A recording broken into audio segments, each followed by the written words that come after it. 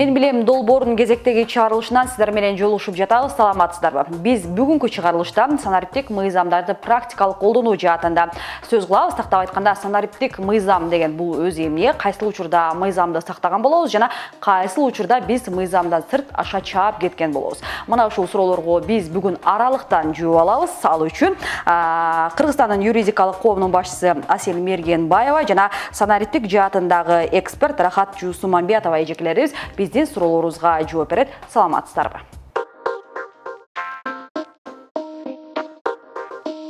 Негизи санариптик мыйзам деп айтып келебиз, бирок жарандардын көпчүлүгүнүн бул жаатта түшүнүгү жок да. Санариптик мыйзам деген өз эмне? Анан ошол эле азыркы учурда баардык социалдык тармактарды колдонобуз. Биз үчүн негизги кандай ошол ал жерде берене пункттар бар деп айтсак болот да. Жооп берип кетерсеңиздер болот. Мисалы, жеке жашоонун интернеттеги кол тийбестигин жана мисалы үчүн биз пикир жазышабыз, ар кандай социалдык тармактарда, ошон үчүн биз пикир билдирүү эркиндиги, мисалы үчүн биз Бириккен Улуттар уюмунун жалпыга бирдей адам укуктары декларациясында чечмеленген тең жана ажырагыс укуктардын уландысы болуп саналат. Ошон үчүн бул укуктардын негизги укуктарга кирет да. Анан ошо оондун Бириккен Уюмдардын уюмунун пикири боюнча адамдарды мисалы үчүн интернеттен ажыратуу бул укуктарды бузат. Жана мисалы биз чечим кылып, мисалы үчүн какие-то restrictions да, ограничения жана эл аралык укукка каршы келет да, ошондой мисалы үчүн мыйзамдар же ошондой долбоорлор. Анан негизи азыркы Кыргызстанда мисалы үчүн социалдык тармактар, кибер камсыздандыруу суроолору бизде каралган жок да. Ошон үчүн мыйзамда бекитилген эмес болсо, биз ошонун негизинде айтпайбыз. Бул анда бул укуктарды биз коргобойбуз. Жок. Бул укуктарды биз анда адам укуктарынын тутуму аркылуу коргойбуз да. Ошо негизги биздин алып бараткан, мисалы үчүн юристтер катары алып бараткан долбоорлор, биздин пикирибиз ошондой да. Жеке маалымат боюнча мыйзам бар Кыргыз Республикасында. Ал мыйзамда бардык беренелерде жазылган жеке маалыматтар жеке маалыматты кармоочулар тарабынан корголушу керек. Андан кийин жеке маалыматыбызды өзүбүз тараптан да коргоо үчүн ар кандай аракеттерди кылышыбыз керек. Ал кандай аракеттер? Мисалга алсак, интернет тармагында ар кандай керектүү эмес өзүбүз жөнүндө маалыматты чыгаруу кереги жок. Андан кийин сиздин маалыматыңыз коопсуздуу болуш үчүн мисалы 2 электрондук дарек создавать, создать электрондук адрес создавать этип, анан ошол 2 адрес менен бирөө жумуш тарабынан, бирөө жеке тарабынан болуп, ошентип коргосок болот. Андан кийинки сүрөттөрдү, интернетте көптөгөн сүрөттөрдү кайсы жерде болгонун көргөзгөн сүрөттөрдү интернетке чыгарбоо керек. Андан тышкары Wi-Fi, ачык Wi-Fi'лар менен көп колдонбош керек. Кандайдыр бир маалыматтык тутумдарга киргенде, порталдарга регистрация болгондо, каттоо жүргөндө 2 фактордуу авторизацияны өтүш керек. Андан кийин кандайдыр бир подозрительный сайттарды ачпаш керек да.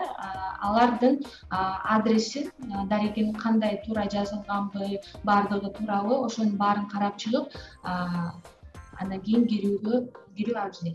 Ушул жерден кошумчалап өтөлүчү. Биз санариптик мыйзамдарды практикалык колдонууда кайсыл учурда өзүбүздүн укугубузду аша чаап кеткен болобуз? Кандай учурда мыйзамдан четтеп, мындай укукту аша чаап, милдеттерибизди аша чаап кеткен болобуз деп айтабыз да. Мыйзамды мындай менсинбей деп коелу. Мыйзамды бузган бул бирөөнүн жеке жашоосуна кийлигишүү болуп саналат. Интернетте эң чоң мыйзам бузуу ал жеке жашоого кийлигишүү. Ал эмнеден башталат? Бирөөнүн сүрөтүн колдонуу, бирөөнүн жеке маалыматтарын колдонуу, ал маалыматтарды интернетке чыгаруу, ал кишинин макулдугу жок ал маалыматтарды колдонуу эң биринчи укук бузуу болуп эсептелет. Ошол укук бузуулар интернетте көптөгөн сайттарда, например, мисалга алсак, жанагындай мыйзам бузуулар болгондо мыйзам бузган кишинин сүрөтүн көзүн жаппай, макулдугу жок ар кандай чыгарат. Ал дагы туура эмес. Бирөө жана потерпевший болсо дагы ал өзүнүн маалыматтарын, ошонун маалыматтарын чыгарып, беттерин жаппай, анын жеке маалыматтарын, фамилия, имя, фамилия, аты жөнүн, андан кийин анын жашаган жерин, ошонун баарын чыгарган, бул дагы санариптик мыйзам бузууга жатат болуп эсептелет.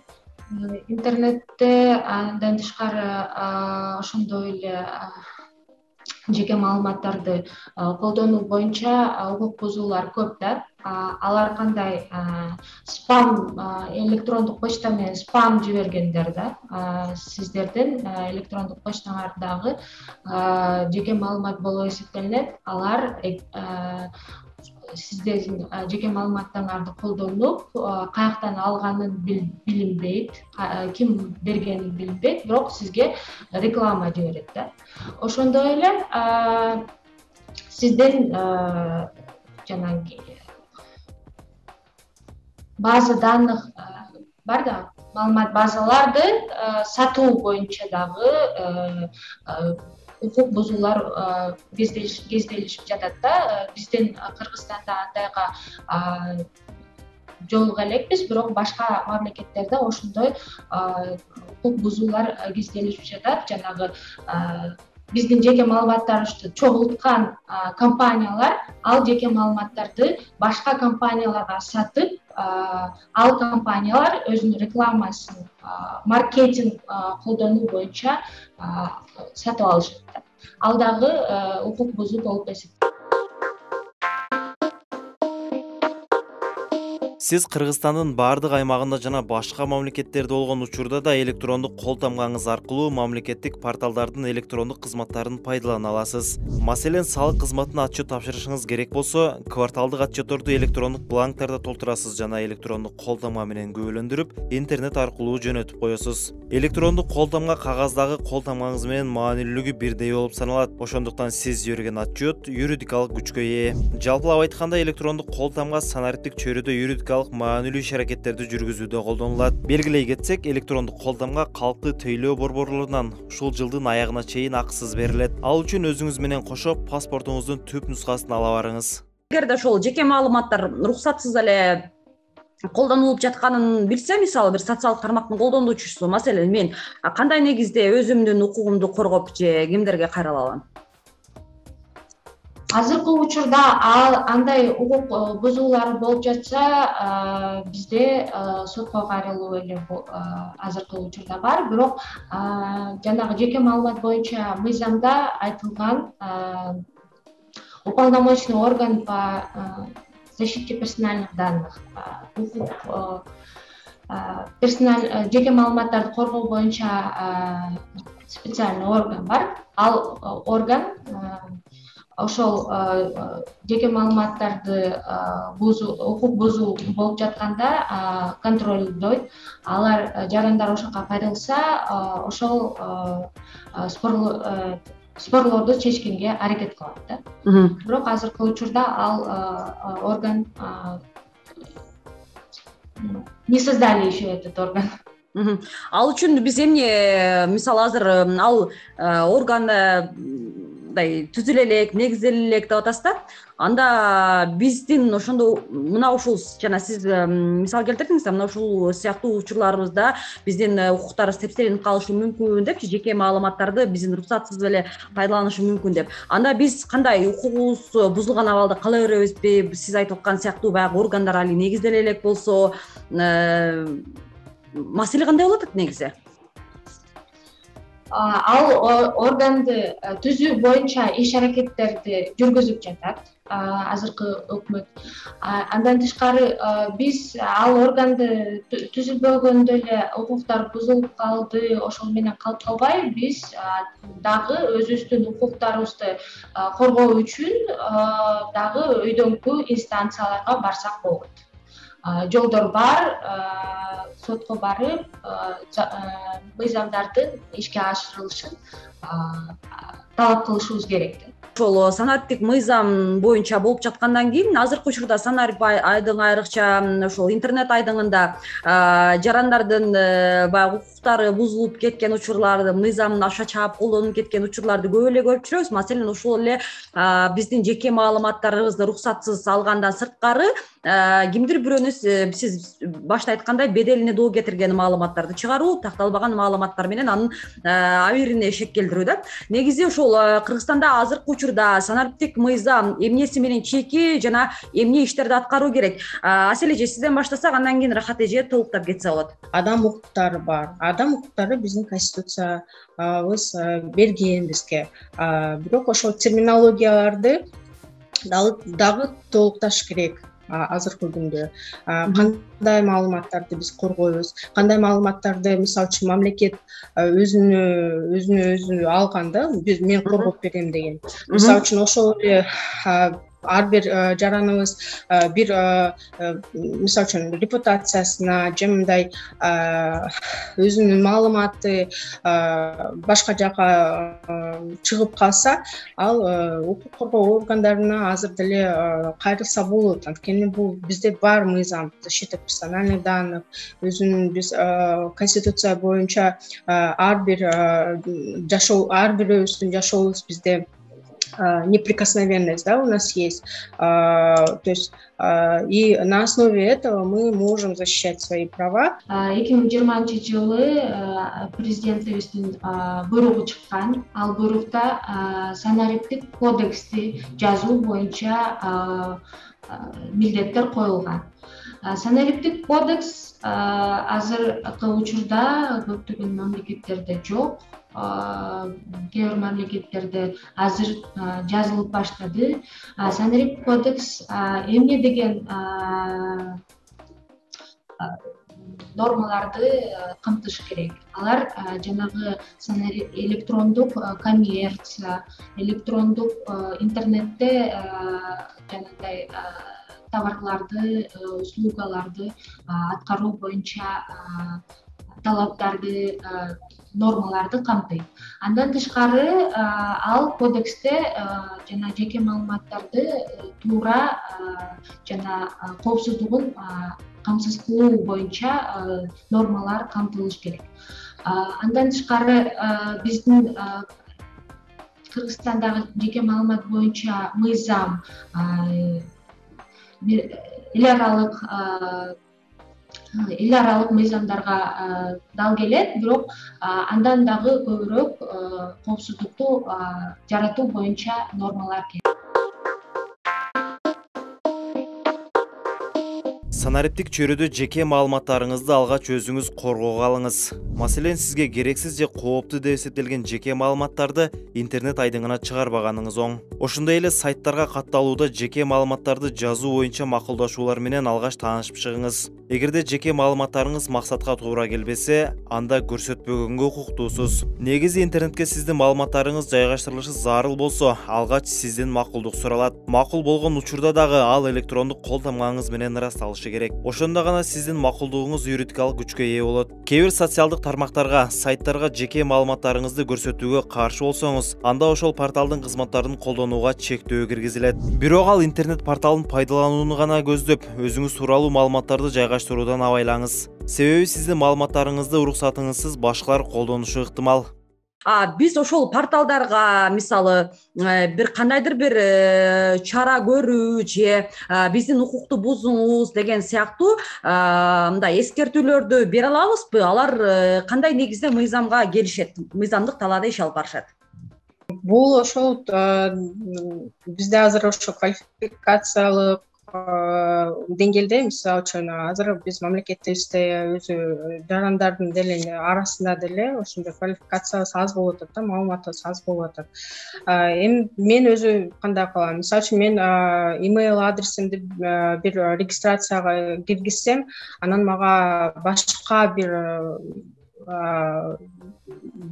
бир организациядан же компаниядан имейл аркылуу бир кат келсе, анда мен түшүнөм, анда бирөөдөн анда алган экен да. Получается, они же имейл адрес мой использовали, да, распространение. Ошон үчүн өзүбүз билебиз, жеке маалыматтарды колдонууга жана жеке маалыматтарды жайылууга биз жол берилбеш керек, Ошон үчүн мен ошол жерден отуруп эле спам деп пожаловаться деп жөнөтөм. Google же Mail.ru башка бир агент ал менен уже башкача сүйлөйт дегендей, өзүнүн санкциялары бар да. Ошон үчүн биз мындай